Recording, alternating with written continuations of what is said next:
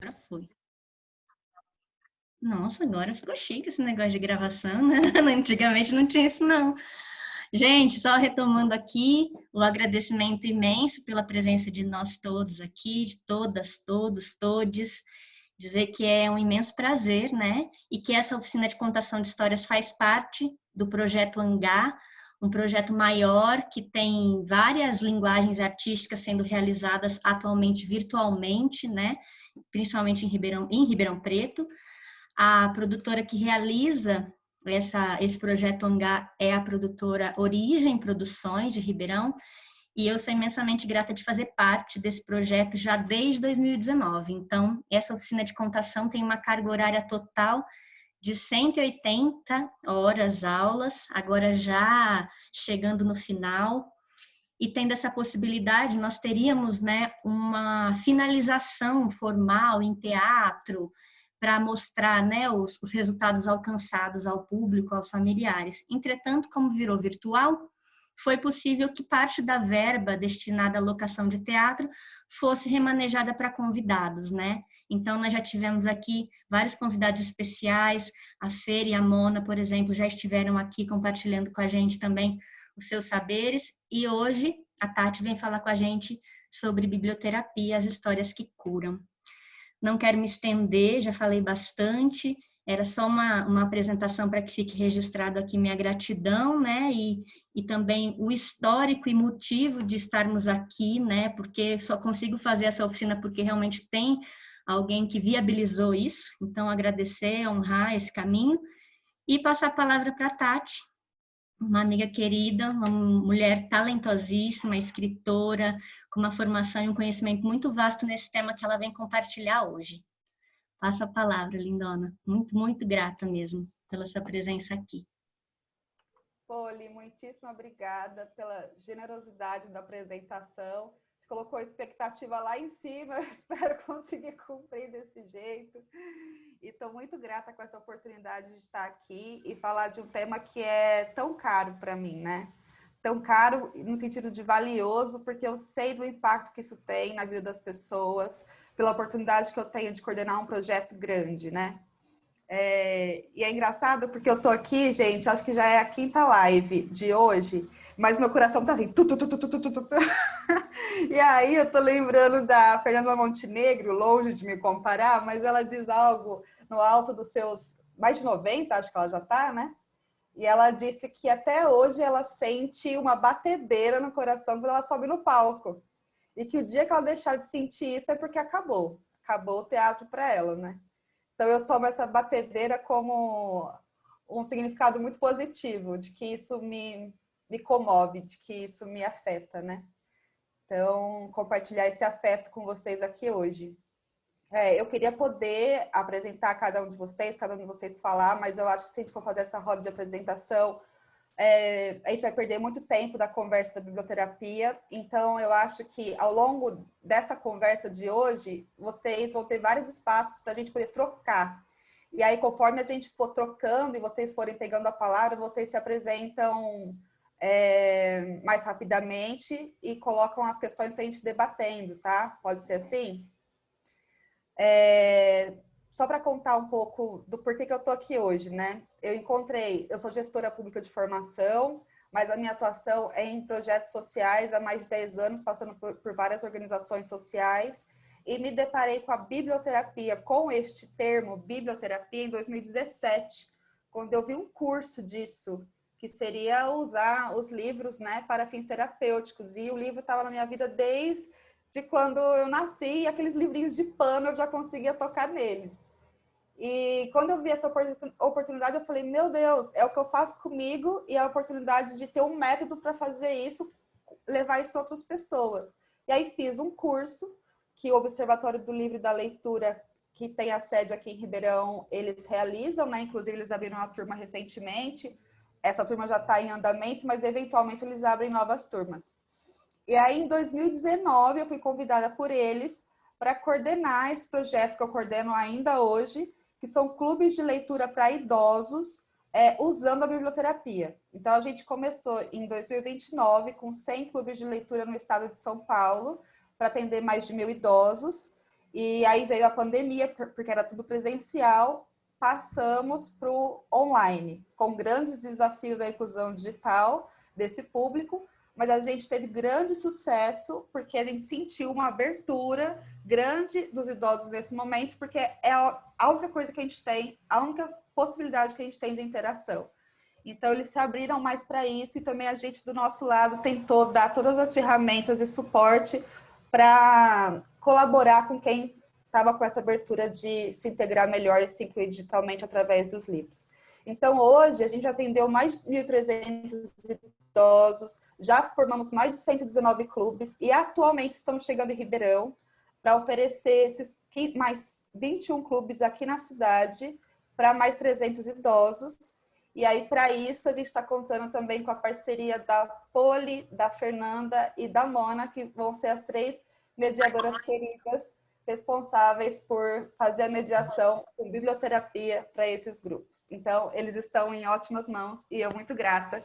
E é por isso que eu estou aqui hoje compartilhando um pouco dessa, não só da teoria da biblioterapia, mas também da experiência, para a gente avançar um pouco nesse tema, tá?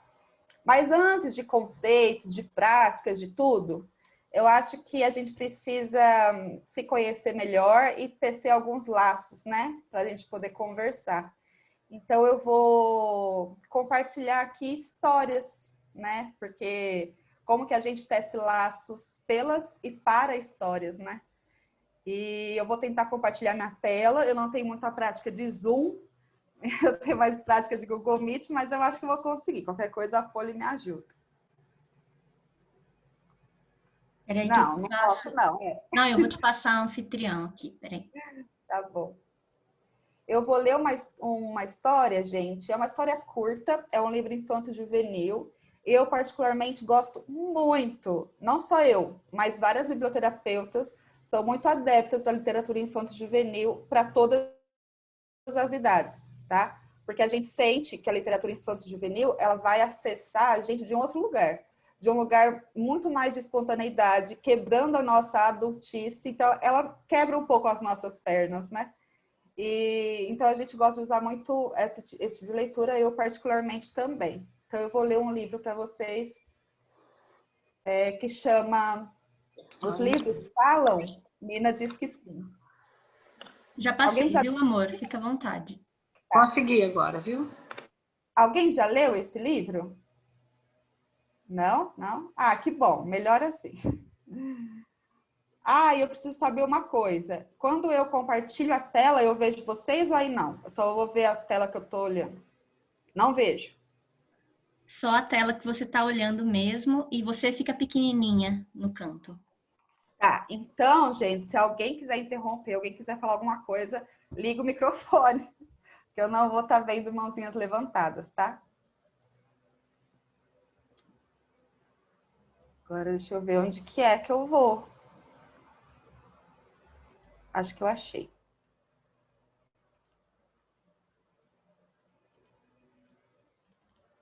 Pronto, vocês estão vendo? Pronto, estou vendo também uma parte de vocês aqui. Ah, eu coloco, gente, que essa é uma leitura afetuosa. Por quê?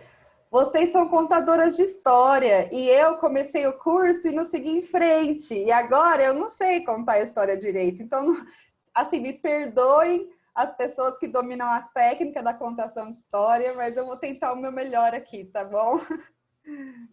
Os livros falam? Nina diz que sim. É escrito por Zeldinice Matias Guedes e ilustrado por Helena Caboclo. Deixa eu ver se eu tiro as carinhas daqui do lado para não atrapalhar. Ah, pronto, consegui, gente. Estava no meio da leitura.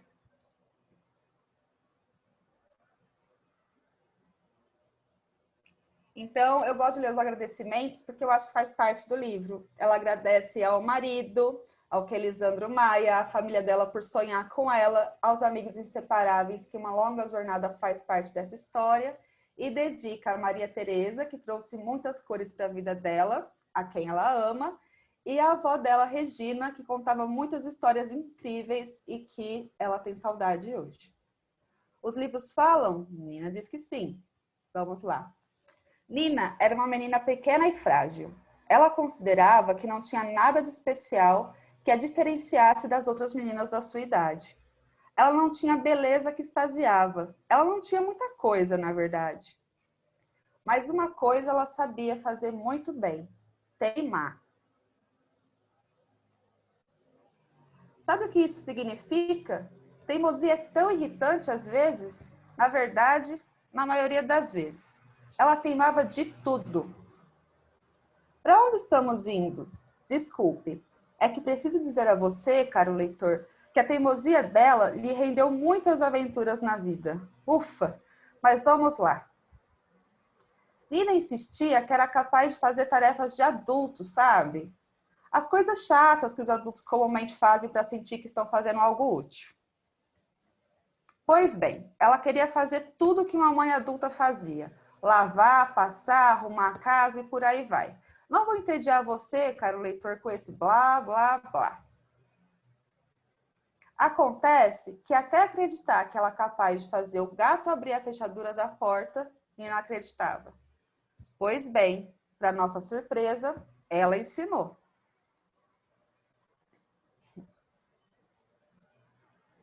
Mas é assim mesmo. Quando menos se espera, coisas inesperadas acontecem. Ou seria apenas repetição e esforço contínuo? Vamos refletir.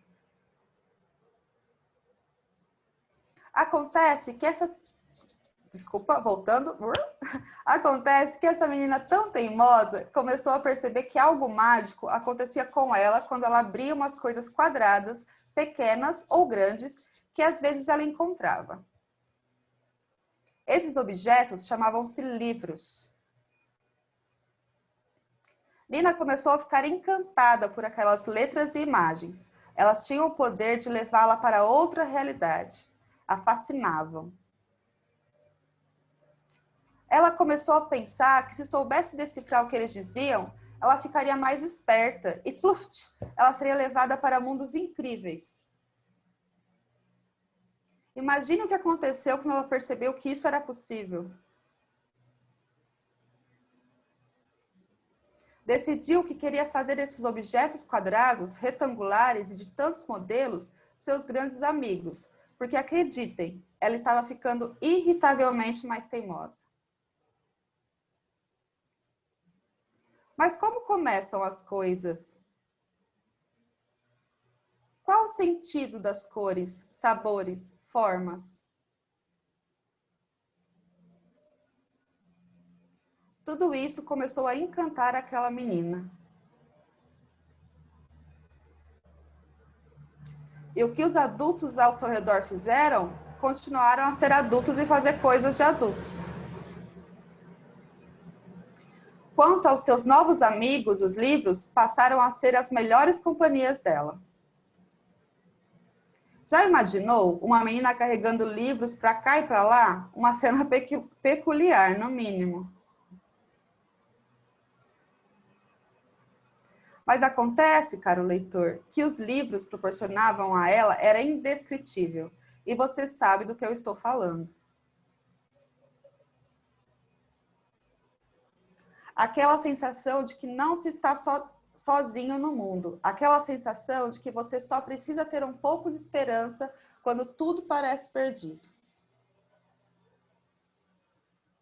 Isso é mágico.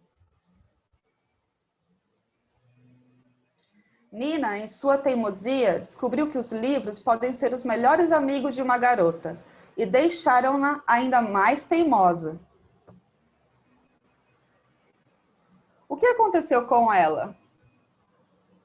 Bem, por hora, deixo você sabendo que ela continua a amar os livros. Ela lê de tudo, sabia? 10.000 léguas de viagem submarina, O Gigante Egoísta, Chapeuzinho Vermelho e a Bela e a Fera, Português, Matemática, Ciências, O Príncipe Feliz, O Morro dos Ventos Uivantes. Acreditem, Nina continua muito teimosa e os amigos dela não a abandonaram. Eles são o motivo para ela continuar a acreditar que uma menina e livros é uma excelente combinação.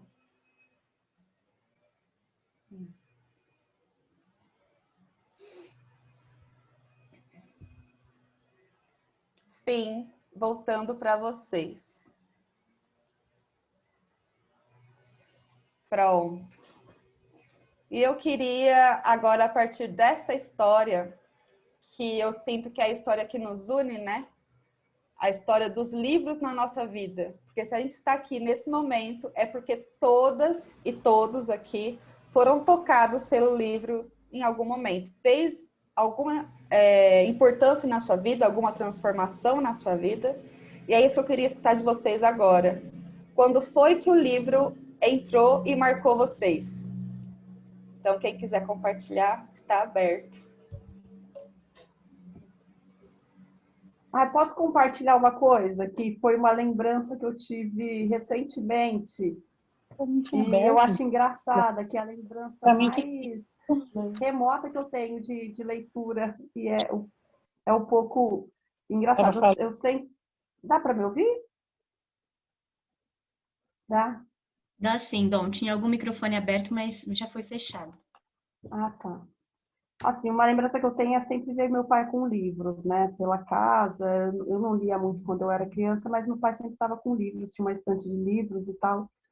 Mas, assim, meus pais são espíritas, e quando a gente era criança, tinha evangelho no lar todo domingo. E quando eu aprendi a ler, eles contam que eu fazia questão de fazer a leitura do evangelho. Os meus irmãos queriam morrer, porque eu lia totalmente devagar, eu estava aprendendo a ler. E aí teve um dia que eu abri o livro, toda pomposa, minha mãe me imita, toda pomposa, abri o livro para fazer a leitura, que eu fiz questão e li e comecei. Fiz todo o mise-en-scène e comecei. Parábolas de Jesus. Eu sei que o evangelho terminou aí, ninguém conseguiu continuar. E eu morro de rir nessa lembrança, porque até eu trabalhei agora como 6 meses como ledora de audiolivros na Devip e tal. E aí eu li, gente, eu sempre gostei de ler e ler para fora, né? Ler para os outros, que tem uma coisa muito minha, de me exibir um pouco, que na infância eu queria exibir para os meus irmãos. E aí eu mandei um Parábolas de Jesus. E aí hoje essa lembrança está vindo muito forte. E daí deve ter começado essa paixão aí, um pouco bem leve, engraçada, divertida, né? E também de muita profundidade para os livros. Adorei, Mona. Isso me lembrou uma vez que minha mãe trabalhava, né? Agora tá tudo parado, como transporte de período escolar. E aí eu tava lá com ela no banquinho da frente, ela dirigindo, né? Aí eu recebi um panfleto de algum evento cultural e tava escrito assim, entrada franca. Aí eu falei para ela, ai, mãe, tão legal, que pena que é lá em Franca, né? Minha mãe, não, minha filha, foi a primeira vez que eu aprendi que entrada franca era gratuita, mas até hoje eu não entendi por que não. Eu acho isso super confuso, acho que deveria ser abolido. Mas, enfim, agora eu já sei, não vou parar lá em Franca mais. Quem mais, gente, quer compartilhar a sua história marcante com os livros na vida? Olha. Oi, gente. Quem quer primeiro pode ir. Bom, tá dando para me ouvir? Pode ir, tá? Márcia, tá.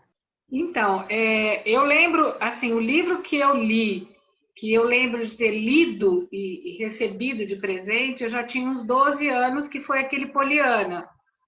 E eu amei. Então, eu tenho ele até hoje, bonitinho tudo. Mas os livros que meu pai me davam eram os livros do Monteiro Lobato. E eu tenho até hoje, eu tenho todos que ele me deu, todos. Emília na gramática, Emília não sei das quantas, né? Então eu tenho assim praticamente todos.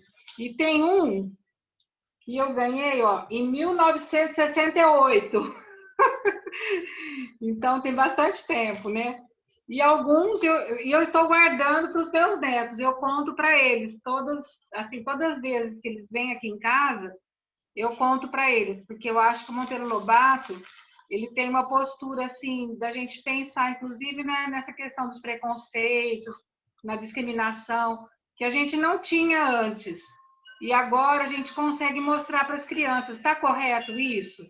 Ele tratar a pessoa assim, apesar de que eu particularmente não acho que ele tinha o espírito discriminatório. Eu acho que ele tinha o espírito da época, né? Assim como nós temos agora um espírito carregado de corrupção, né, com medo da corrupção, tudo a gente pergunta, quem está aí? Ah, eu não vou abrir, sinto muito, não vou abrir a porta, porque a gente tem medo do ladrão.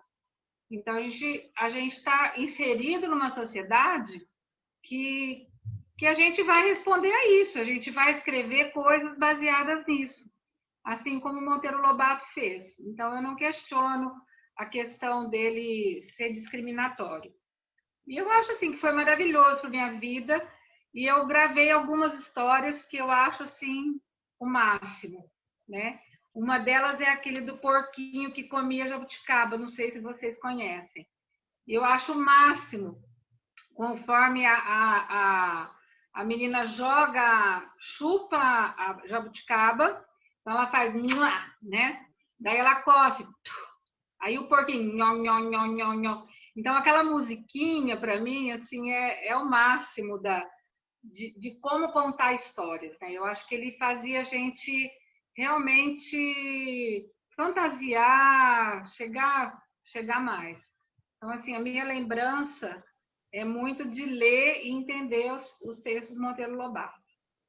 E, Márcia, quando você volta nessa lembrança do seu primeiro contato marcante com os livros, você consegue identificar os sentimentos que isso mobilizam, que traz de volta em você? Então, eu acho que tem sempre a ver com a família, né? Porque a minha família era uma família leitora. Aliás, ela era mais musical. Meu pai é mais musical. Ele gostava muito de pôr músicas assim da cultura popular, música brasileira. Então, assim, eu sei todas as músicas daquela Mulher Rendeira, essas músicas assim. Ele comprava aqueles discos de vinil. Então, ele punha aquelas músicas assim bem típicas, né, folclóricas, né? E assim, as histórias e as músicas são duas coisas que me remetem à família. Tá? Eles gostavam de contar histórias, né? Legal, O obrigada. papai tinha uma coisa engraçada, ele gostava que eu falasse francês. Ele queria que eu falasse francês. Então, assim, muitos livros que ele me deu eram em francês. E foi engraçado porque depois, quando eu fui fazer faculdade de artes, todos os livros eram em francês. E eu parecia não, eu sei falar francês. De tanto folhear os livros que ele me deu. Né? Interessante. Que bacana, Márcia, obrigada. Gente, a Mona Lisa e a Márcia, eu já tive a oportunidade de conhecer, né? Mas quem a gente ainda não se conhece, quando for falar, se puder falar, assim, o que quiser destacar de você mesmo, não é profissão, o que faz, não, o que você achar que é importante destacar sobre você, para a gente começar a se conhecer, eu vou gostar, tá bom? Quem quer mais compartilhar? Tinha alguém que começou a falar com a Márcia, mas eu não identifiquei. Maria, acho que ia pegar a palavra 2 vezes. Quer falar agora, Maria, por favor? Olá, eu sou Maria Liender, de Sete Quedas, Mato Grosso do Sul. E eu sou contadora de histórias e sou encantada por leituras, histórias.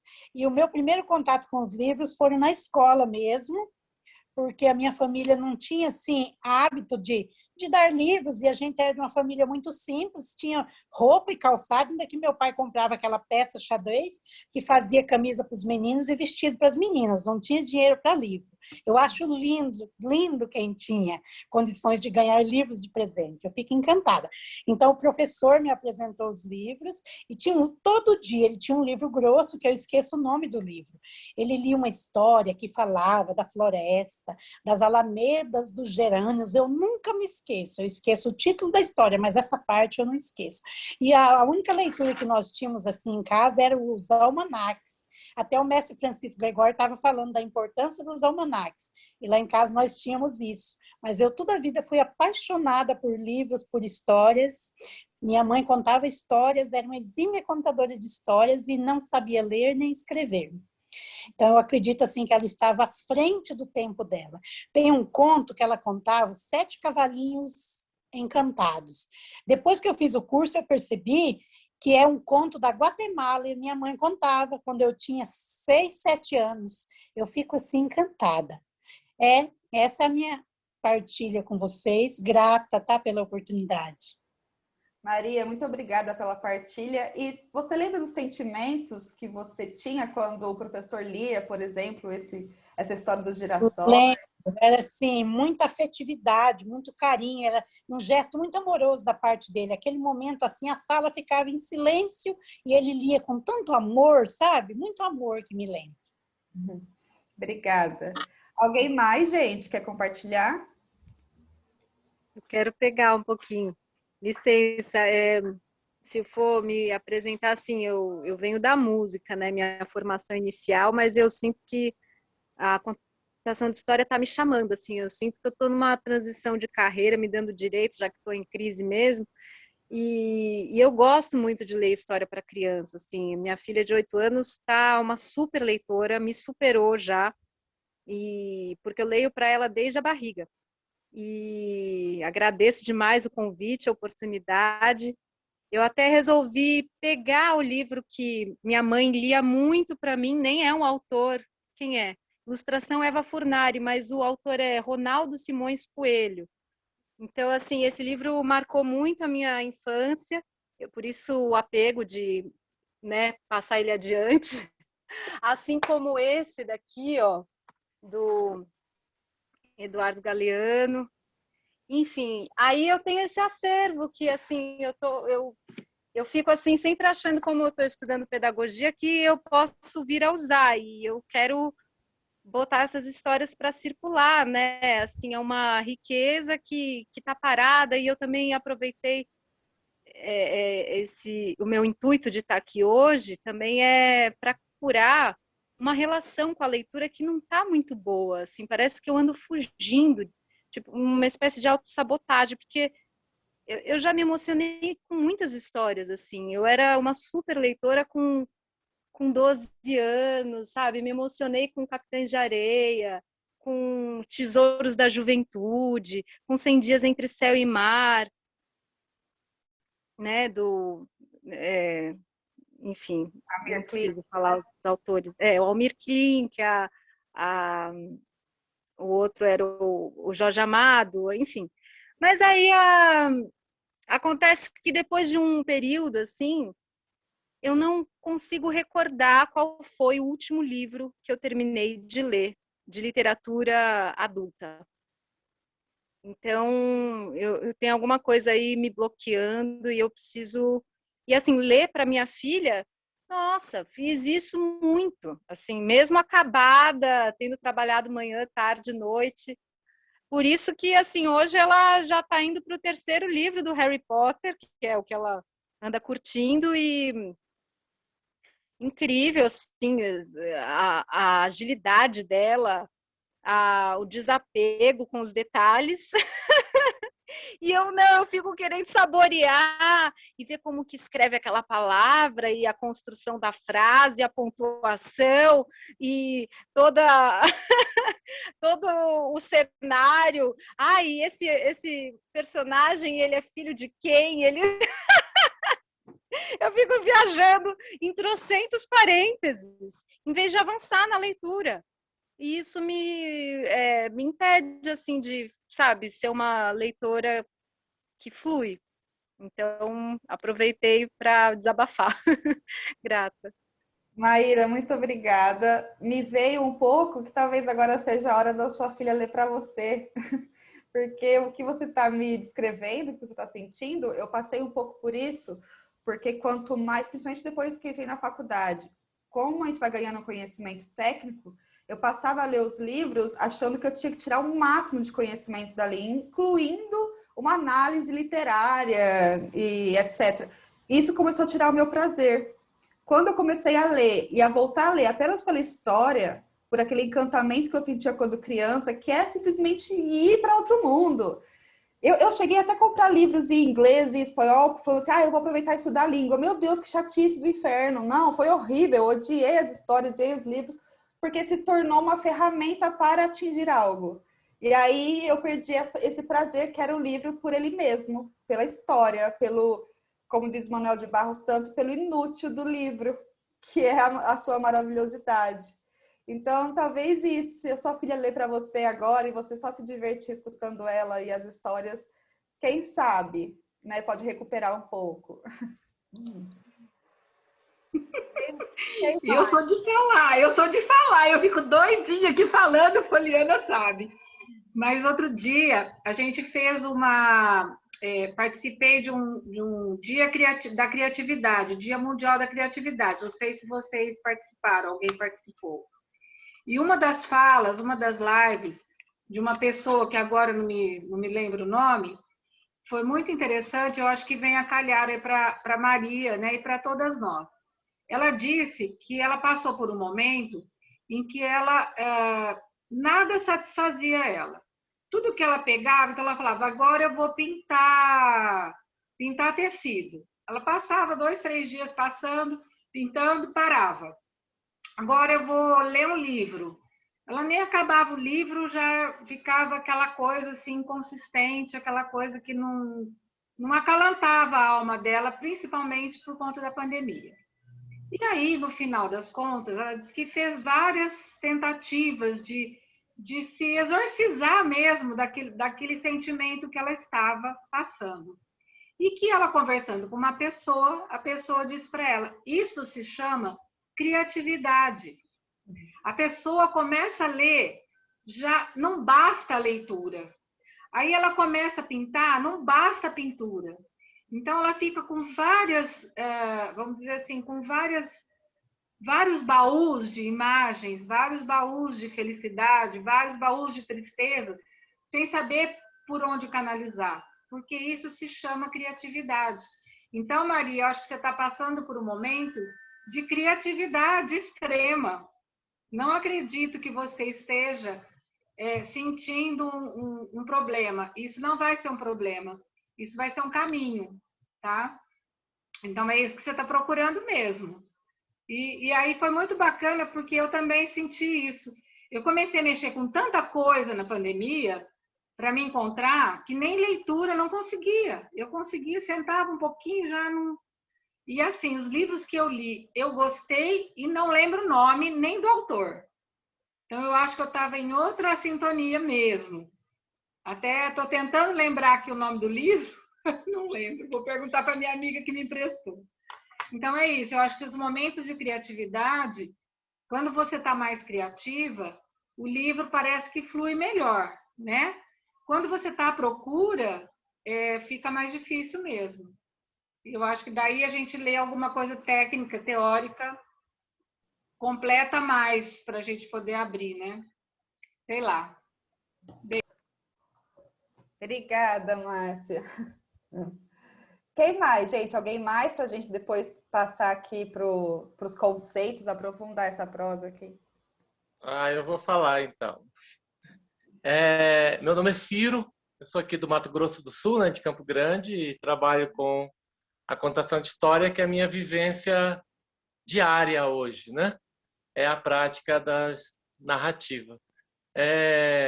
Na infância, eu fui ter contato com o livro com 9, 10 anos. Foi quando a gente saiu da zona rural para a gente morar na cidade, né? Mas a prática de contato com a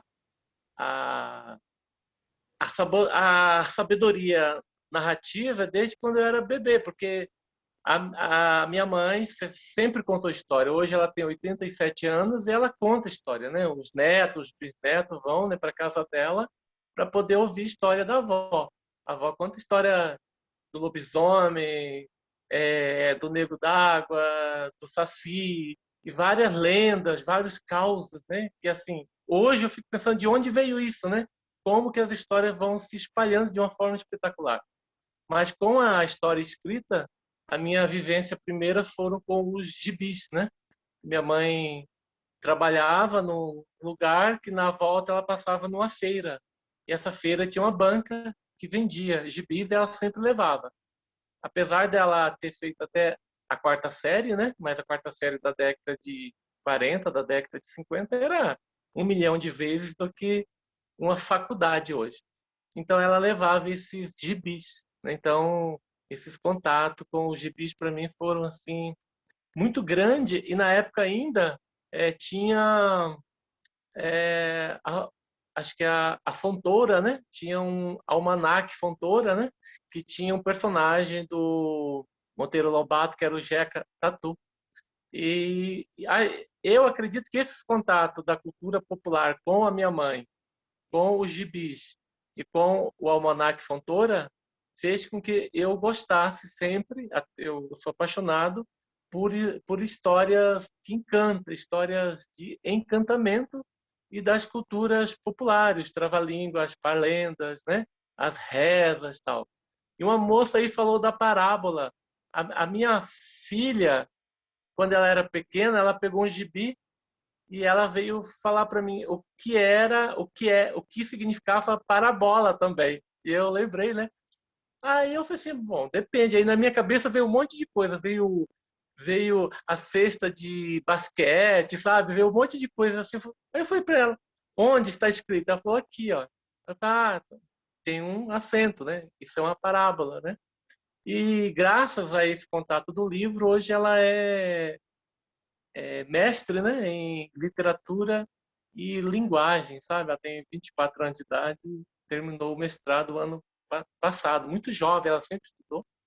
E ela foi assistir televisão com 12 anos, que ela não aceitava TV. Ela aceitava o livro, mas não os meios de comunicação, sabe? Era isso. Obrigado.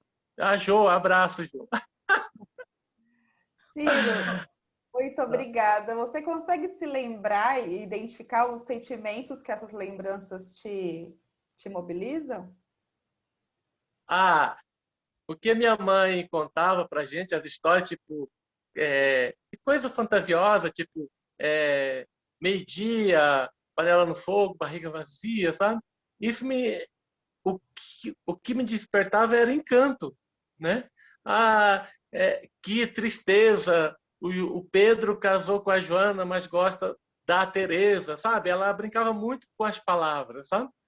E, então era um encanto, sabe? Encantamento e a alegria, né? Porque sempre era coisa divertida. Uhum. Legal, muito bacana, obrigada.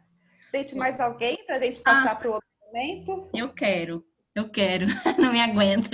Eu fiquei muito mexida com a fala do Ciro, porque é um lugar muito particular, assim, que eu me reconheço muito. A minha família, eu não consigo reconhecer nenhum leitor, sabe? Assim, minha mãe, eu lembro que ela lia João Bidu. Vocês sabem, João Bidu, que era uma revistinha de horóscopo. Era a única coisa, aquele horóscopo diário, que antigamente não tinha os meios aí, e não tinha nem no rádio, então ela comprava. Você comprava aquela revistinha do mês e lia um horóscopo do seu signo por mês. Então, a minha relação ali era essa. Mas o universo da narrativa faz muito parte da minha vida desde sempre. Assim, a minha avó, né, sempre teve essa questão, embora ela sempre foi muito silenciosa, ela tinha muito esse universo encantado ali no seu falar, né? Sempre tinha uma simpatia, uma coisa para o cansaço, uma coisa para os olhos cansados, uma coisa para, sabe? Então, uma sabedoria muito peculiar. E eu cresci também num lugar em que tinham muitos cortadores de cana que vinham do Nordeste, que vinham do norte de Minas, então era uma sabedoria muito dessas pessoas, assim, eu tenho uma relação muito forte.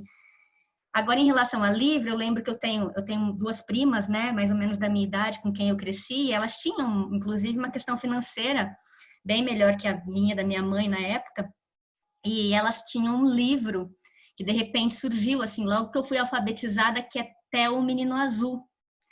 E eu lembro de ir na casa delas e ficar aquele livro na estante. Sempre tinha um momento que a gente pegava aquele livro, mas elas não davam valor nenhum, assim. E eu era louca por aquele livro, mas não era meu. Ficava aquele lugar, né, de nossa, que injusto não ser meu, uma inveja até, né? Mas era esse sentimento de quem tem não valoriza e quem não tem quer ter. E aí eu lembro de ficar com essa história, assim. Foi uma história que sempre foi o livro que eu me remeto na infância. E quando eu já tinha, assim, acho que em 2008, eu comecei a trabalhar numa consultoria pedagógica em Ribeirão e fui dar uma oficina. E eu quando eu era criança, eu não me atentava à questão de quem era o autor, né? Era a história. Mas eu lembro que eu fui dar uma oficina e no final o professor Kika, que é o dono da consultoria, ele chegou para pegar a gente, assim, e gritou assim, ô Riane, E eu já sabia que era o Paulo Riani, o autor. E aí eu me dei conta que o cara que estava dando a oficina na sala ao lado era o autor daquele livro, assim. Então, assim, mais do que, né, eu já tinha conhecido outros autores, já tinha contado histórias dos autores para os autores, mas relembrar e reconhecer um autor de uma história que me marcou tanto foi incrível, assim. Então, eu lembro que isso, para mim, é um negócio que fica chamando o Riani, e de repente eu perguntar, você é o Paulo Riani? Aí ele falou, eu falei, meu Deus! E aí eu contei a história inteira, né? E foi muito especial. Mas agora a Márcia falou do livro Poliana, e foi que eu me dei conta de que, na verdade, eu tenho impresso esse nome por conta desse livro. Né? Eu lembro que a gente até fez um trabalho na pós, a Aninha fez a pós comigo, Ana Flávia, e a gente teve um momento que teve que fazer uma árvore genealógica ao seu modo. Então, teve gente que fez desenhos, teve gente que fez música, cada um fez de um jeito. E eu fiz um texto. E eu lembro que eu escrevi uma parte que era... a mãe queria Emanuele, o pai revidou Sebastiana. Por sorte, chegou uma tia e convenceu-os. Põe Poliana, nome de livro muito famoso que terminara de ler recentemente. História tão bonita e emotiva, diz que joga um jogo do contente. E eu escrevi porque realmente foi isso. Minha mãe queria Emanuele, porque ela é Elizabeth, a tia Elisângela e a outra Elisete, então ela queria um nome com E. E o meu pai queria Sebastiana. Aí chegou a bendita tia, que tinha acabado de ler o livro Poliana, e falou, não, gente, coloca Poliana. Minha mãe nem sabia, falou, vamos lá, né, Poliana. Então, eu vim falar que não tinha uma relação com o livro, mas, na verdade, a Márcia me despertou que eu tenho, né, mesmo que de um jeito indireto, assim, né, de chegar de surpresa, mas foi um presente que chegou, né, ter esse nome. É isso, amores. Passa a palavra. Que bacana, Poli. Então, eu acho que é isso, né? O que nos une aqui hoje, apesar de tantas outras coisas que a gente deve ter em comum, é o livro, né? Acho que o livro foi moldando a nossa história ao ponto que estamos aqui e ele está muito inserido na nossa vida, na nossa profissão, na nossa vida pessoal, nas nossas memórias afetivas. E eu contei essa história para vocês e fiz essas perguntas para entender melhor como eles entraram e quais sentimentos que eles trouxeram e mobilizaram em vocês, para a gente vivenciar e experienciar que, na verdade, a gente vive a biblioterapia e aplica a biblioterapia desde sempre na nossa vida. A gente está inserida, né, nesse universo maravilhoso dos livros. A gente só não sabia que tinha esse nome. Na minha vida foi muito assim também. Eu, desde criança, amava as histórias e as fantasias porque eu me refugiava da vida adulta ali, né? Meus pais, na época, muito jovens, brigavam demais. Nossa senhora, uma chatice. Então, assim, o que eu tinha de melhor eram as histórias lindas, fantasias, contos de fada, e era ali que eu ia me refugiar. Depois eu lembro que, já mais velha, dentre tantos livros que me marcaram, eu tive um momento, né, que eu passei por depressão, e nesse momento eu li o livro Na Natureza Selvagem.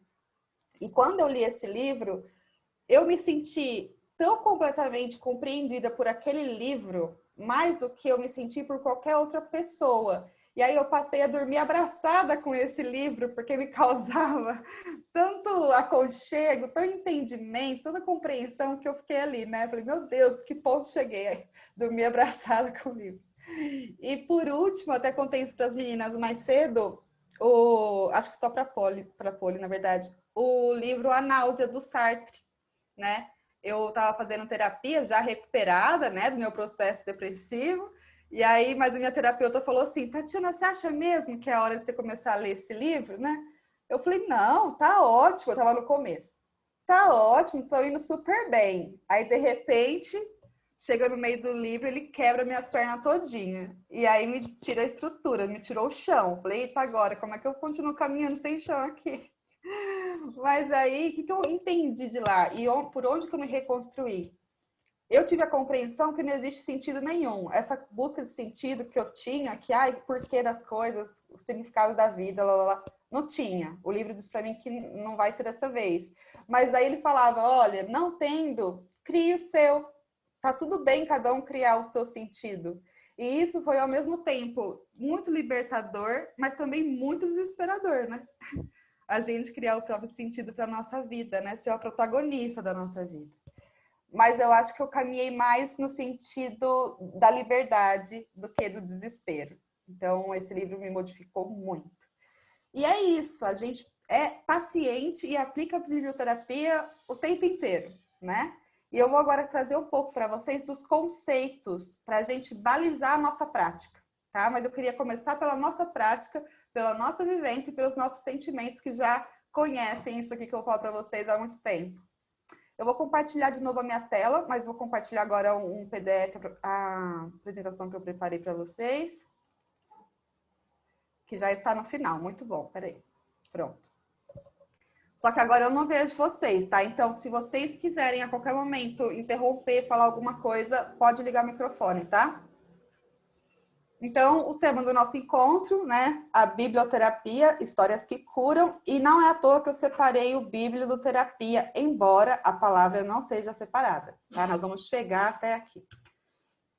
A agenda de hoje, que eu tô passando um pouco atrasada, né? Que eu comecei sem passar a agenda. Então, a gente começou tecendo esses laços pelas histórias e para criar histórias, né? Vou falar agora de alguns conceitos e aí eu vou abrir para a gente trocar ideias, tirar dúvidas.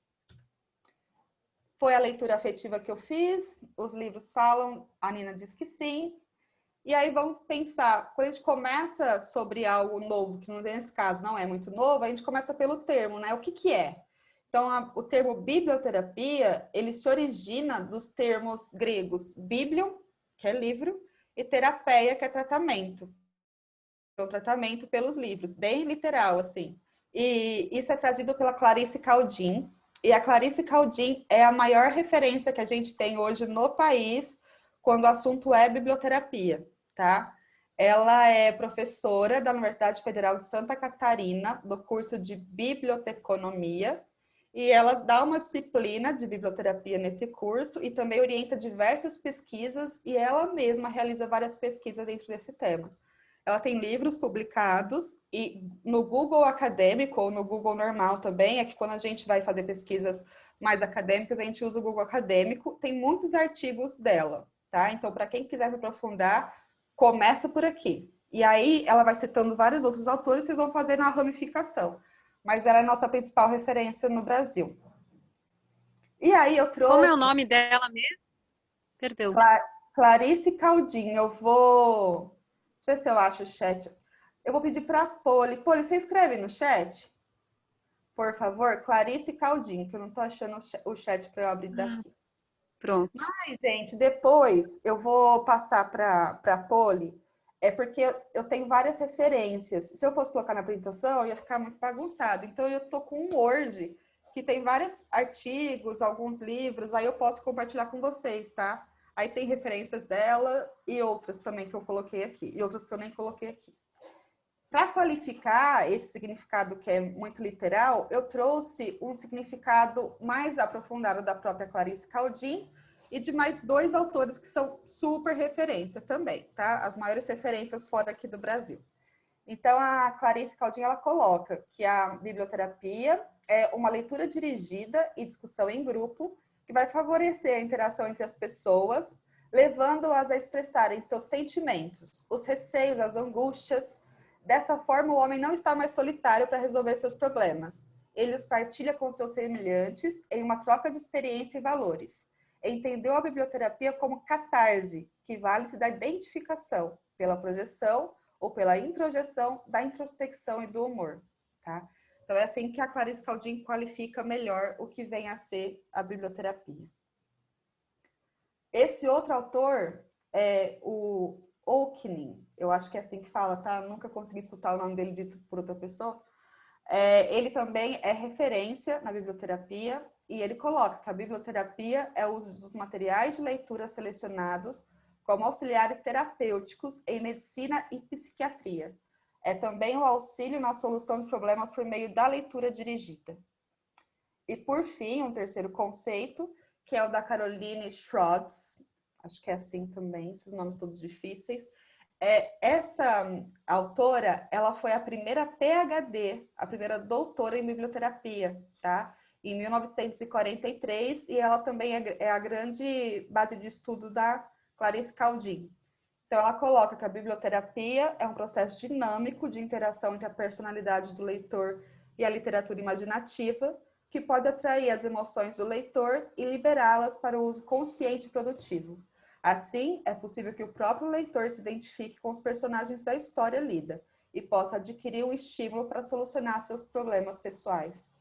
Então, assim, são 3 significados diferentes, de 3 grandes referências, mas eu entendo que eles se conversam muito, né? Acho que eles dizem basicamente as mesmas coisas, com palavras diferentes.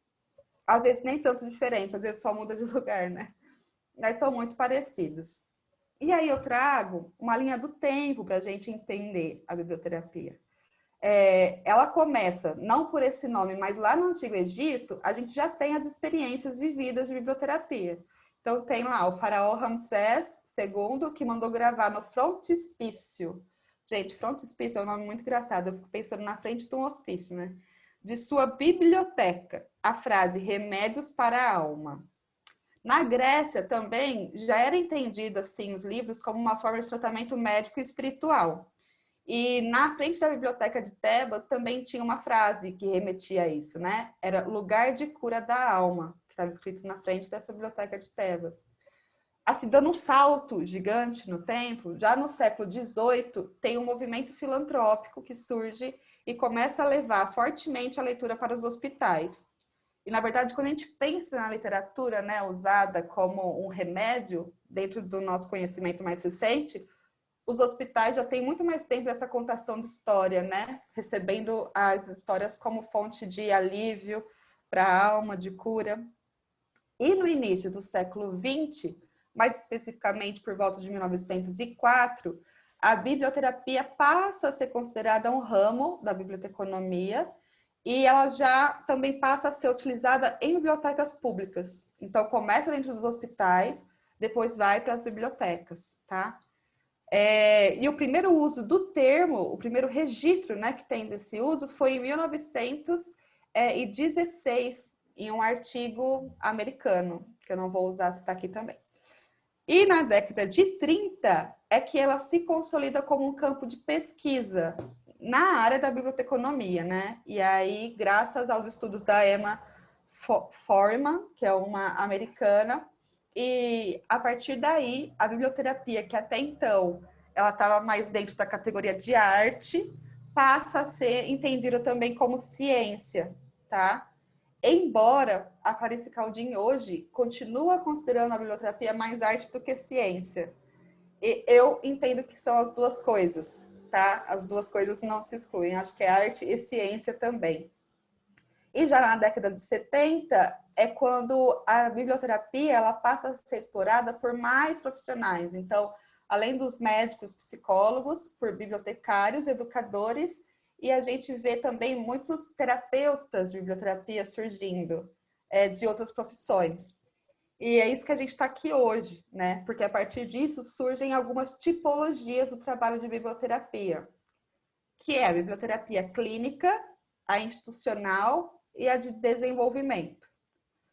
A Caldin só considera a clínica e a de desenvolvimento, mas tem outros autores que entendem essas 3 que eu pulei, né? Na verdade, aqui no lugar do 4 é 3. Então, mas são 3. Eu também, particularmente, acho a clínica institucional a mesma coisa, só que eu tinha que trazer os conceitos, né? A clínica, ela é realizada por profissionais da área de saúde, tá? Então, principalmente psicólogo. Ele vai usar isso dentro do consultório ou associado com outros profissionais para tratar transtornos mentais, comportamentais, de toda a ordem, psicológicos. O institucional é isso, só que é realizado por uma instituição. Por isso que eu também concordo com a Clarice que é a mesma coisa. O de desenvolvimento, você não precisa ser psicólogo, nem psiquiatra, nem psicanalista para desenvolver. O de desenvolvimento, você precisa se especializar, fazer um curso, mas você não precisa dessas categorias, porque é pensando no desenvolvimento pessoal de alguém. Então, hoje, a gente tem profissionais para orientação de carreira, profissionais para orientação de projetos, de metas de vida, ou qualquer pessoa que nos procure para algum tipo de orientação ou aprimoramento, treinamentos profissionais, a gente pode usar a biblioterapia, tá? Trabalho com habilidades socioemocionais, a gente pode usar a biblioterapia, mas é uma biblioterapia de desenvolvimento. Não pode ser feita uma clínica, né? E quais são os componentes biblioterápicos? Então, tem algumas formas que a biblioterapia e a parte terapêutica acontece. Ela acontece por meio de uma catarse, né? Que é quando a gente tem tantos sentimentos que às vezes a gente nem reconhece, que estão dentro da gente ali. E, de repente, ao ler uma história, reconhece aquilo naquela história e pela primeira vez vai falar sobre aquilo e aí sai aquela coisa, né? Nos projetos que eu estou lidando aqui, tem muito isso. As meninas estão conseguindo acompanhar alguns encontros, né? E as mediadoras falam, tem dia que a gente chora junto aqui, tem dia que a gente ri. É muito variado, porque emoções fortes vêm. E coisas que às vezes a gente nem sabe que está lá dentro. Então, essa é a catarse, coisas que a gente deixou muito aterrada e que, de repente, conseguimos colocar para fora a partir dessas histórias. O humor também. O humor é um jeito de... um componente biblioterápico também, da gente conseguir ressignificar algumas questões através do humor. Então, alguns problemas que a gente tem, que de repente são pesados, a partir de uma história que a gente vai ler, ou um personagem, a gente começa a rir da própria tragédia, ou do próprio problema, ou qualquer coisa, e isso começa a ficar mais leve. Eu vivenciei muito isso num livro que eu trabalhei com um dos grupos, que era sobre perfeccionismo. A gente começou a contar várias situações em que... E esse livro é muito legal, chama A Menina que Não Dava Mancada. Então, é um livro também infanto-juvenil, e eu utilizei para falar sobre perfeccionismo. E a gente começou, várias pessoas começaram a contar as suas mancadas, que elas sofreram muito quando elas deram aquelas mancadas, mas o que a gente começou a rir. Então, ressignificou, né? Para um lugar de, nossa, olha só o que aconteceu, e tirou aquele peso do eu falhei, meu Deus, e agora? E etc. Um terceiro componente biblioterápico é a identificação, né? E essa identificação, ela acontece ou pela introjeção ou pela projeção. Então, a introjeção é quando você vai entender aquela história, conhecer aquela história, e você vai querer para você e colocar em você coisas que você viu ali, que você não sabia que podia ser, que você gostaria de ser, que você gostaria de mudar, e você vai introjetar novas formas de pensar, de agir, de sentir a partir daquela história, do que aquela história te causou. E também tem a projeção.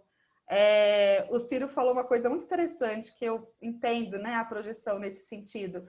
Quando a gente vê a história e essa tristeza, né, do fulano que gostava da ciclana e ficou com a outra fulana e não ficou com a ciclana, essa tristeza que a gente vê e passa nas histórias ajuda a gente, às vezes, a projetar a nossa própria tristeza por situações parecidas naquela história. Então, quando a gente vai chorar por aquela história, na verdade, a gente está limpando as nossas próprias dores, tá? Então, é uma forma de componente biblioterápico por projeção.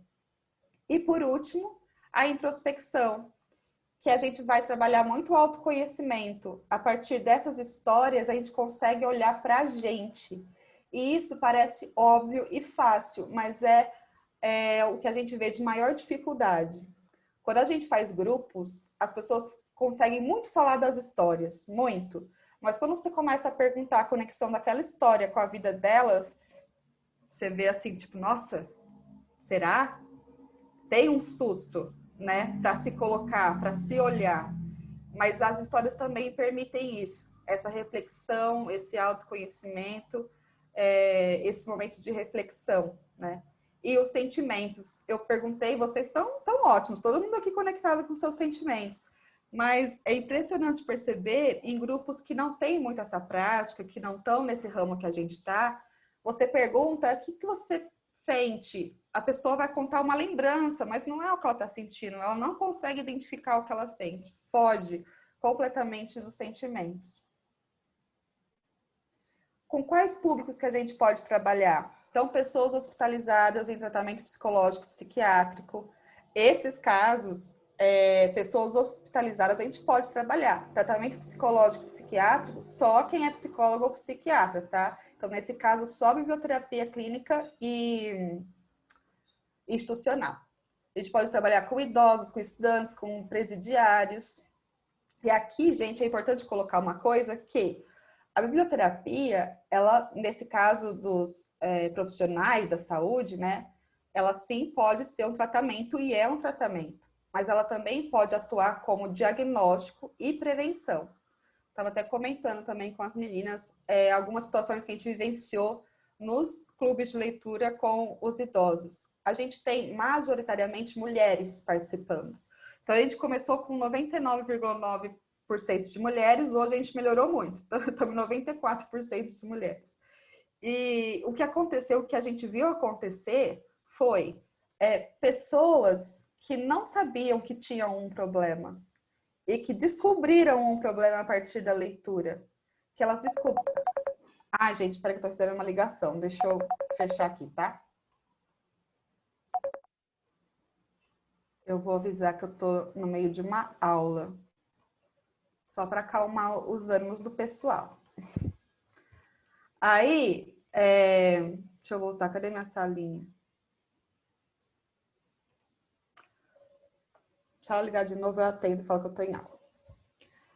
Onde que eu tava? Deixa eu lembrar. Ah, tá, lembrei. Então, essas mulheres começaram, a partir das histórias, identificar que elas estavam em relações abusivas, que elas estavam sofrendo abuso psicológico, violência psicológica.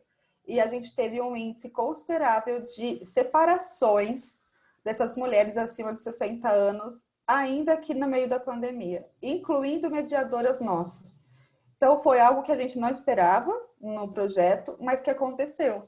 Porque a partir das histórias que elas estavam lendo, elas falaram, tem algo de errado aqui no que eu estou vivendo.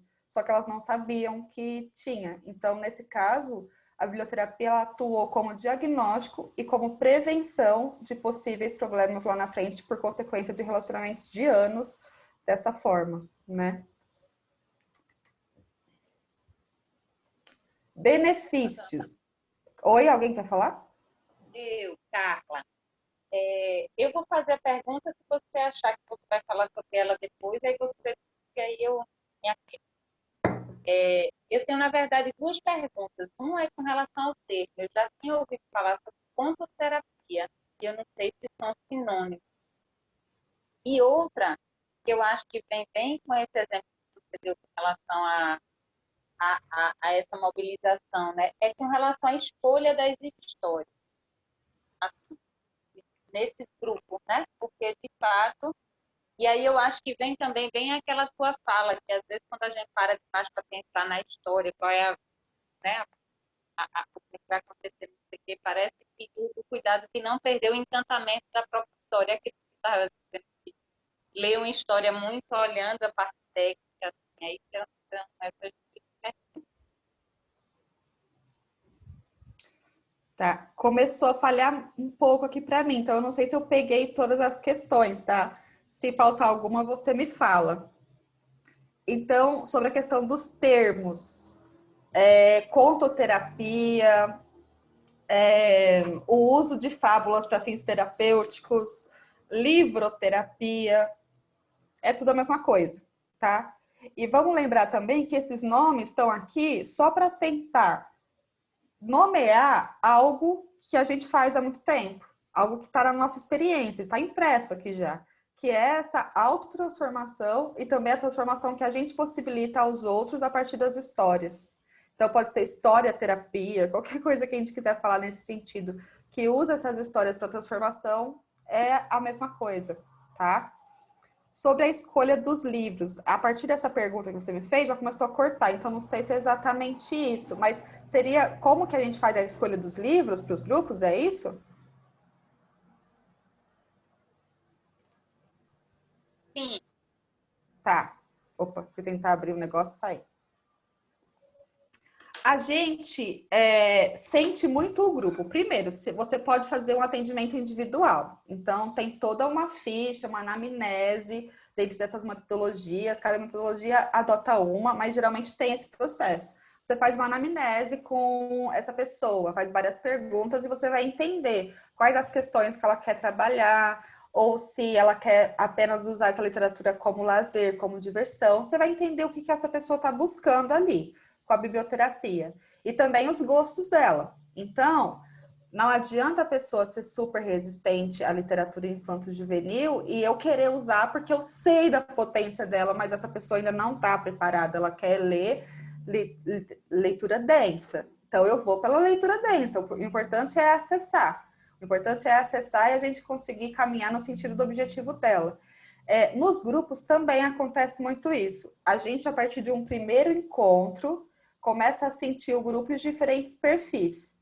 E aí a gente vai fazendo as escolhas apropriadas. Às vezes a gente consegue conciliar ali, às vezes não. Então, a gente tem grupos que estão muito alinhados. Por exemplo, ontem a gente participou de um grupo que eles estavam lendo a alegoria da caverna de Platão. Nossa, uma discussão super filosófica ali, aprofundada, super intelectuais.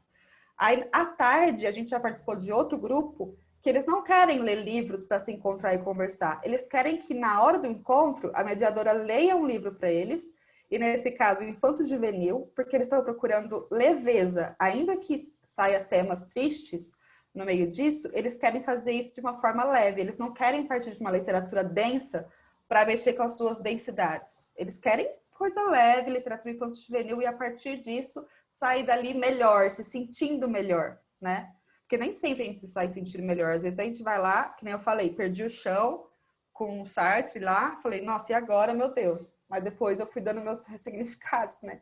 Nem sempre é na hora que a gente processa.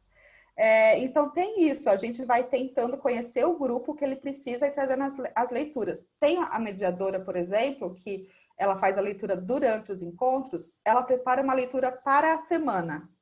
Só que no meio da semana ela vai sentir nos grupos, no WhatsApp, e vai falando, não, tô vendo que esse pessoal tá precisando de outra coisa. Aí ela muda.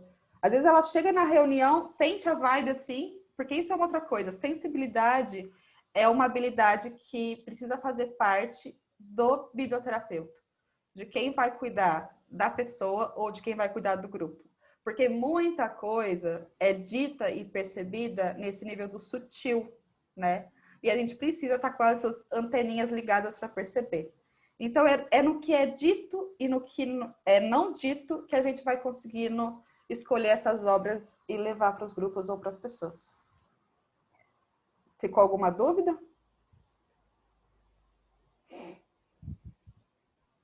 Não, excelente. Legal. Então, tá acabando já, gente? Aí também a gente já abre geral. Os benefícios, né, da biblioterapia. O poder de gerar modificações. Oi? Era para você estar compartilhando tela como antes, porque não tá. Ah, não tô? Não. Eita. Não, desde que você foi atender a ligação, saiu, mas tá tudo certo. Não, deixa eu voltar. Só não sei. Pera, tô voltando, gente, tô voltando. Posso fazer uma pergunta, aproveitando o ensejo? Que fiquei com a pulga atrás da orelha. Isso é uma formação em nível de pós-graduação, mas não existe um curso superior de biblioterapia, né? Olha, não existe não, né? Nenhuma pós-graduação, mas foi lançada uma agora, bem recentemente. Eu recebi o convite até para participar dessa pós-graduação em biblioterapia. Dando essa pós-graduação, que foi lançada agora, inclusive acho que eu estou aceitando ainda pessoas para formar as turmas. Posso mandar também essa divulgação, se vocês quiserem. A Poli pode passar meu contato. Tem como disciplina, não tem uma graduação de biblioterapia, mas ela é uma disciplina dentro do curso de biblioteconomia. Tá? Então, na universidade, ela é como disciplina e também como área de pesquisa. E aí, a área de pesquisa vai para tudo, vai para mestrados ou doutorados em educação, em psicologia social, acho que dialoga com essas áreas. Na área de gerontologia, como a gente está trabalhando muito com idosos, também dá para falar. É muito transversal. Na parte de terapia ocupacional, aqui em Ribeirão, por exemplo, também tem uma área que você pode caminhar com a biblioterapia, na área de pesquisa. Então, nesse sentido, você consegue conversar com bastante áreas diferentes. E também, então, tem a pós-graduação, tem esses conhecimentos mais acadêmicos e tem cursos livres, tá? Cursos livres são bem bacanas também e tem principalmente 3 que são mais reconhecidos entre os profissionais da biblioterapia. Então, um é da Carla Souza, o outro é da Cristiane Seixas e o outro é o do Observatório, que é a organização que eu trabalho. Esses 3 cursos têm bastante demanda, porque eles são tidos como cursos muito bons, tá? E também a Cristiane e a Carla Souza são discípulas, né, de Clarice Caldin também, e são referências hoje na atuação de biblioterapia.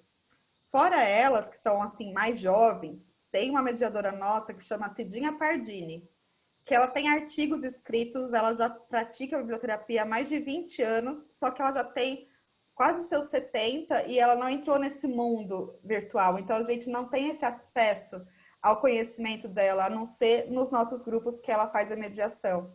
E é uma grande conhecedora também da biblioterapia e dá palestras sobre o tema. Então, na internet tem bastante vídeos legais dela em eventos, tá? Então, ajuda os benefícios, né? Ajuda a gerar modificações, ajuda a visualizar outros horizontes, a discernir pensamentos, emoções e caminhos, possibilidades de caminhos, e também como fonte de união, relações sociais, fortalecimento de vínculos e sociabilidade. E agora eu queria abrir aqui para mais dúvidas para a gente ir trocando. Vou parar de compartilhar minha tela, tá? Só lembrar como eu faço isso. Pronto, achei. Estou vendo vocês. Era isso que eu queria trazer para vocês de conceito. E aí, saber o que vocês estão curiosos, o que ficou de dúvida, como que a gente pode continuar a conversa. Tá, eu estou curiosa só em uma coisa. Você me ouve? Estou ouvindo. Com relação a grupos, quando você leva o texto, como é que você faz essa abertura da discussão do grupo? Né? É isso. Como é o início dessa discussão? Eu, de fato, nunca participei, fiquei super curiosa para saber como é essa abordagem, né? Como é que faz esse laço, né? Do grupo com o texto. Vamos supor que hoje fosse o nosso primeiro encontro de muitos e a gente fosse ter aí uma caminhada de encontros semanais até o final do ano. Nosso primeiro encontro eu não faria assim. Eu começaria para que cada um se apresentasse, contasse um pouco da sua história, a gente se conhecesse. Depois que a gente trocasse isso, eu ia explicar como funciona o projeto, como vai funcionar, tirar todas as dúvidas do projeto. E aí depois, antes de encerrar, eu ia fazer uma palhinha do que a gente vai vivenciar ao longo das outras semanas. E aí eu ia contar uma história, e como eu estou conhecendo o grupo agora, eu ia explicar, falar, olha, não, a gente não se conhecia, então eu trouxe algo que pode ser legal para nossa conversa e para a gente aprofundar nossos laços e ofereço essa leitura surpresa, né?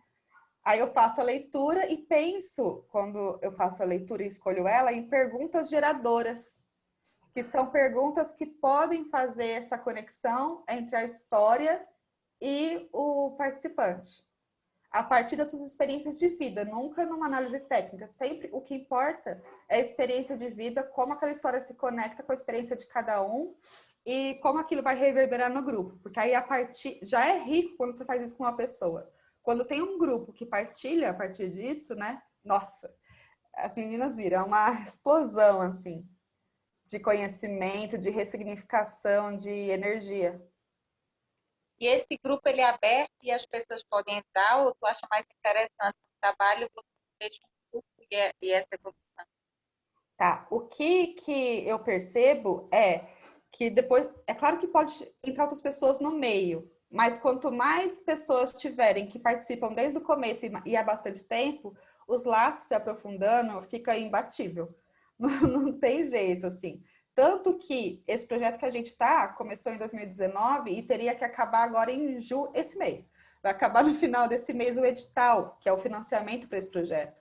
Só que a gente não pode acabar o projeto, gente. Se tornou uma coisa para esses idosos, principalmente agora na pandemia, que não dá para parar. Então, a gente está buscando mediadores voluntários para continuar hoje os 52 clubes que a gente tem no estado, para continuar encontrando com eles, porque não pode falar, gente, acabou os encontros. Não tem essa possibilidade. Mas pode aceitar outras pessoas, sabe? Eu acho que o acolhimento é legal, é possível, mas quanto mais vínculo, mais forte é o negócio. Quem mais? Posso falar, Poliana? Aí eu sou a Jo, sou de Imperatriz do Maranhão, que tá um calor infernal, meu Deus do céu. Eu já trabalhei no CAPS, 9 anos, né? Então, assim, eu acho legal, a gente montou uma brinquedoteca terapêutica, e assim, o que que eu falo, a Tereza, a Ana Carla perguntando aí eu vou mostrar um pouco da minha experiência. Então, assim, sempre quando eu levava as histórias, né, sempre eu estava acompanhada com uma assistente social, a psicóloga, ela mesma pedia, Jô, prepara uma história, prepara uma música. Às vezes a gente fazia naquela sala de espera, enquanto as crianças estavam em tratamento lá com os outros profissionais. Nossa, isso era fantástico, porque assim, a gente contava história, e ali a assistente social, ela começava a conversar, mas sem a gente perguntar, ela já começava a se abrir, a falar da vida dela, a citar o que aquela história tinha, a ligação com a vida. Eu lembro que eu gosto muito da história do João Bobo, da Ana Maria Machado. Então, o que as mães chegavam lá a reclamar, dizer que ficava chateada, chamava os filhos dela de bobo, de abestado, de retardado, não sei o quê. E aí eu contei a história do João Bobo.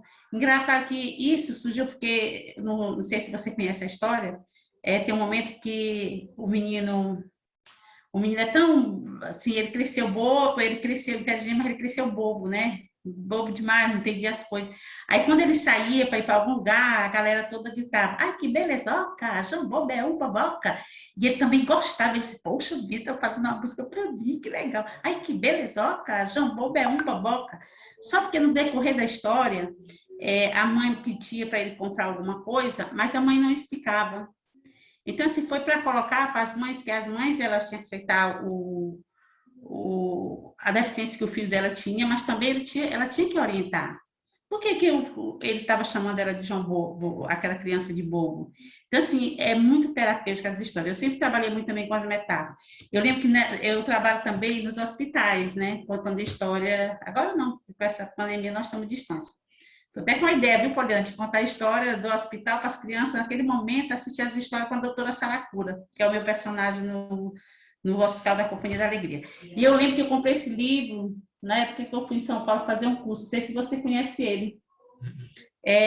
Contos para Curar e Crescer, de Michel Buffon. Muito bom, sabe? Tem uns textos maravilhosos que dá para você trabalhar. E assim, foi encantador quando eu comprei esse livro. Porque algumas histórias aqui eu levava para esses encontros. Então, assim, foi só mostrar um pouco da minha experiência, e até hoje eu trabalho com isso. Se eu quero falar alguma coisa, através das histórias, porque ali eles prestam atenção.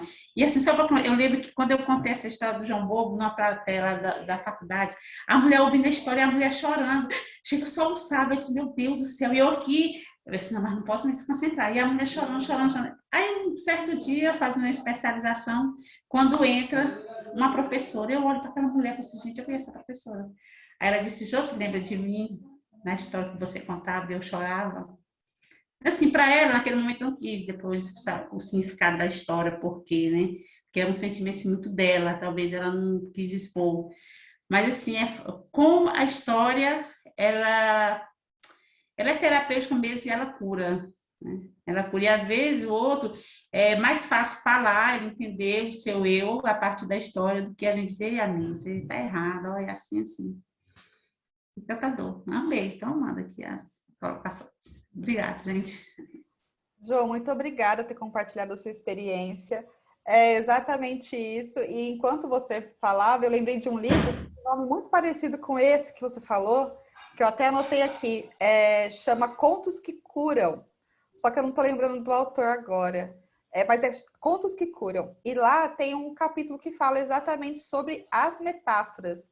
O papel das metáforas nesse acesso, né, do nosso inconsciente.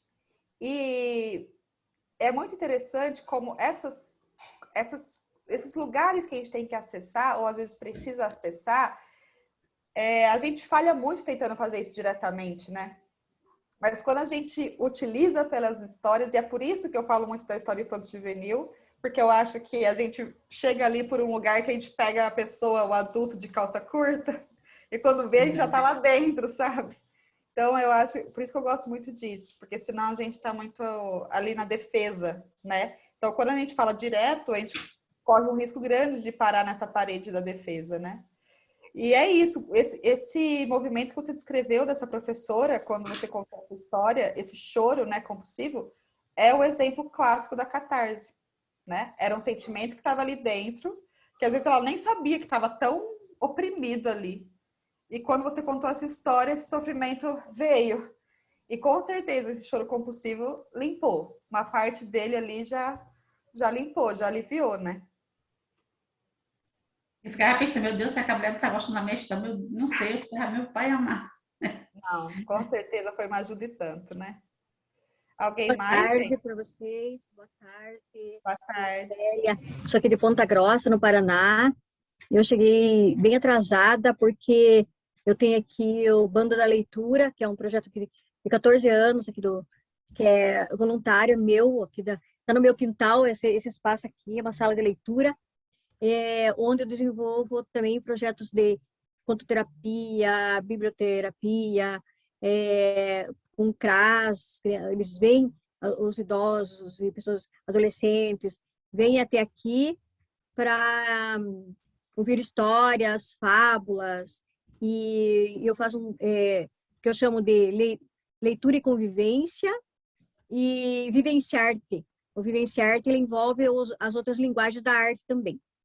E o Bando da Leitura, aí ele abriga essas pessoas, né, que os CRAS agendam e vêm até aqui. Isso até 2013, até 2019. Agora estamos fazendo remotamente. Mas também está acontecendo. Não é tanto quanto, né, porque falta o abraço, falta aquela acolhida a mais. E eu tenho, assim, muitos relatos para contar, e ao longo do tempo, assim, é um trabalho que eu gosto bastante.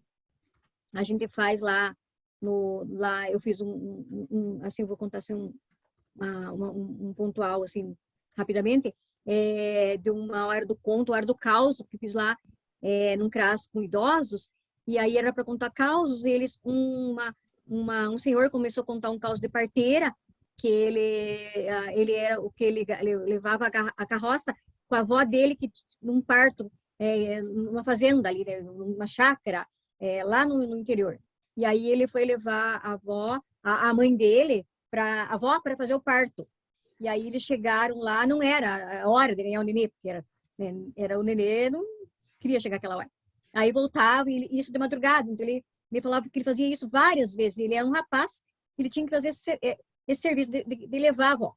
E aí veio uma outra, contou, puxou esse caos, que ela tinha 9 filhos e sempre a parteira vinha. E no último lá, a parteira veio e trouxe para ela de presente uma bacia, um pano e várias simpatias, um kit ali. Disse, agora o outro parto você que vai fazer, porque já aprendeu, são 9. E aí ela aprendeu a fazer o parto, ela fez o próprio parto. Aí esse caos aí gerou já a violência no parto, o sofrimento, o parto demorado, o parto que não deu certo, a simpatia, o chá, aquela mistura que faz, né, depois, o respeito durante o parto, durante o resguardo, o que elas faziam, o que elas comiam. Então, foi assim, mais de 2 horas e meia nesse assunto, que daí tem um momento que eu paro nessas minhas mediações, eu fico quieta, sabe? Eu fico só ali, a coisa fica contando, falando, e eu aprendo tanto com isso, gente. E o meu primeiro encontro com biblioterapia foi, claro, comigo, porque eu escutava, quando eu era criança, a história da radionovela, que eu sou num mundo extremamente EAD, online, à distância, porque eu escutava, na minha casa não tinha televisão, não tinha luz, né, não tinha água, não tinha essas coisas, e eu escutava rádio, então eu escutava novela. Eu escutei uma novela chamada Éramos 6, e nós éramos em 6 irmãos, em 5, porque o outro nasceu depois, e pai, mãe e vó. Então eu ficava pensando, será que um dia vai acontecer isso? Aí depois eu vim para a cidade, escutei, assisti a novela Éramos 6, Eu li o livro, era Moisés, então era muito... Eu sempre pensei nisso. Se a minha vida, eu estava usando a minha própria contoterapia, né? A minha própria referência literária com minha vida. Eu sempre olhava para a mesa da nossa casa, onde quando seremos nós, quando vão começar a sair as pessoas. E eu fui a primeira que saí. Aí depois, lá na minha casa, eram os 6 da minha família lá. Agora, na minha casa, que eu tenho 3 filhos, eu, meu marido e minha sogra, nós somos, já tem 3 cadeiras lá encostadas, entende? Então, isso aí é um processo eu entendo não dá para fazer esse trabalho de contoterapia e de fábula terapia e tal, se não formos o primeiro a ser beneficiado somos nós, né? Eu vejo assim. Aqui no Bando da Leitura, hoje contei a história do Beleléu, que é o Beleléu aquele que leva as coisas, e as crianças levaram também para quando a gente organiza. Depois tivemos uma yoga, ao medo que a gente tem e de bagunçado, os pensamentos bagunçados, que a gente se perde. Então, é uma história para criança. Eu vou terminar assim, com mais outra história que eu achei legal, que eu contei. Eu fui contar, fiz um trabalho com redução de conflitos, também com senhoras, que a Jo falou agora, de mulheres, né? Que tinham sido vítimas de violência e tal, e eram mais senhoras bem mais velhas, assim, eram de 60 para cima. E aí eu contei a história do casamento da Baratinha. E essa história do casamento da Baratinha eu já não encontro para criança. Então eu contei assim para ela, que a Baratinha ia casar, deixou uma moeda, e limpou a casa dela bem direitinho, porque ela gostava de limpar, fez todo o serviço, porque ela só fazia isso, só limpava a casa, né? E aí, ela foi casar, ela queria casar, o sonho era casar. Só que daí ela encontrou um cavalo, o cavalo só dava coice, ela casa. Encontrou o cavalo, casou, o cavalo só dava coice. Encontrou um coelho, o coelho ficava só dando pulinho para lá e para cá, e ela separava. E aí, então eu coloquei porco, né? Vinha comigo e virava o coxo. Então eu colocava nos pretendentes, eu colocava os defeitos dos humanos. E aí elas foram, e foi, claro que elas se caracterizaram, vestiram de joaninha, todo mundo quer participar, e elas são mulheres. Aí, daí depois, na hora da roda, uma falou assim, mas aquele desgraçado do meu marido casou comigo porque eu trabalhava na Cura Chique, que é uma fábrica que tem aqui perto, uma indústria.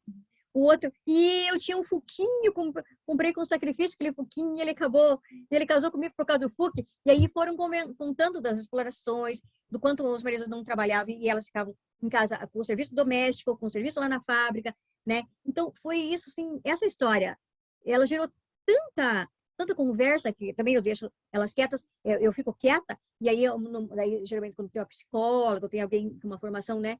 Eu sou pedagoga, então...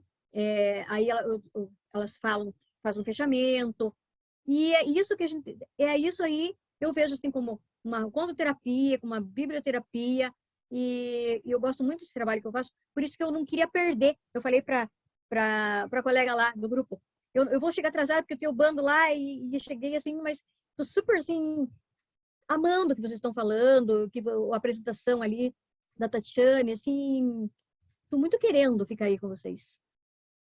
Lucélia, muito obrigada por partilhar toda a sua experiência aqui com a gente. Eu acho que é isso mesmo que você falou. Eu não consigo pensar num caminho que alguém chega à biblioterapia se ele já não foi tocado em algum momento por um livro. Porque é a partir disso que a gente fala, nossa, eu sei o poder disso. Eu sei, e aí eu quero levar isso para outras pessoas. Eu quero possibilitar isso para quem também sente o chamado, né? Porque tem sempre aquela máxima de um antropólogo que eu gosto muito dessa fala, mas eu sempre esqueço o sobrenome dele, só lembro do primeiro, que é Roberto, que ele fala, é uma adaptação também do Paulo Freire, que ninguém se transforma sozinho, ninguém transforma o outro, a gente se transforma no encontro, né? Então tem que ter a nossa história, a nossa abertura, e a abertura vem do lado de lá também. E coisas que você falou que também são bem importantes. Dentro da biblioterapia, o livro, ele é o condutor ali, né? O mestre. Mas você pode usar outras coisas, que nem a partir dessa história, usar o teatro, ou trazer um vídeo do YouTube, qualquer outra coisa que você usar, tecnológica, multimídia, está dentro da biblioterapia, tendo o livro e a história como base condutora, né? E uma outra coisa que você falou sobre hoje esse mundo virtual, né? Que a gente foi colocado, né? De alguma forma. A gente pensou nisso, nossa, como vai ser? Porque a parte do afeto e etc. E a gente está descobrindo, pelo menos por aqui também, que esse distanciamento físico não necessariamente precisa ser um distanciamento afetivo, né? Então está sendo uma surpresa, porque a gente também achou, nossa, a gente vai perder muito, vai ficar distante, vai ficar frio. Mas não, estamos aqui nos surpreendendo também com esse momento que a gente está passando. Mais alguma coisa? Nos estendemos, né? Eu falo para a Polly, eu falei, Polly, a gente fala para os nossos participantes, o grupo dura 1 hora, mas eu falo para elas, reserva 1h30, porque depois que engata a conversa, não dá para parar. Gente, mas eu vou estar aqui com vocês na próxima quarta também. E na próxima quarta, a ideia é que a gente faça uma sessão de biblioterapia. Então, na verdade, eu já trago uma história para a gente e a gente começa a partir dessa história e aí conversa a partir dela, tá? E seria legal se vocês conseguissem agora mandar no chat ou falar alguma questão que vocês gostariam de tratar, de abordar. E aí, com o que vocês disserem, eu vou tentar preparar algo nesse sentido aqui, da energia do grupo. 3 encontros? São 2. Esse e mais um, na quarta que vem. Olhe, olha o que eu achei.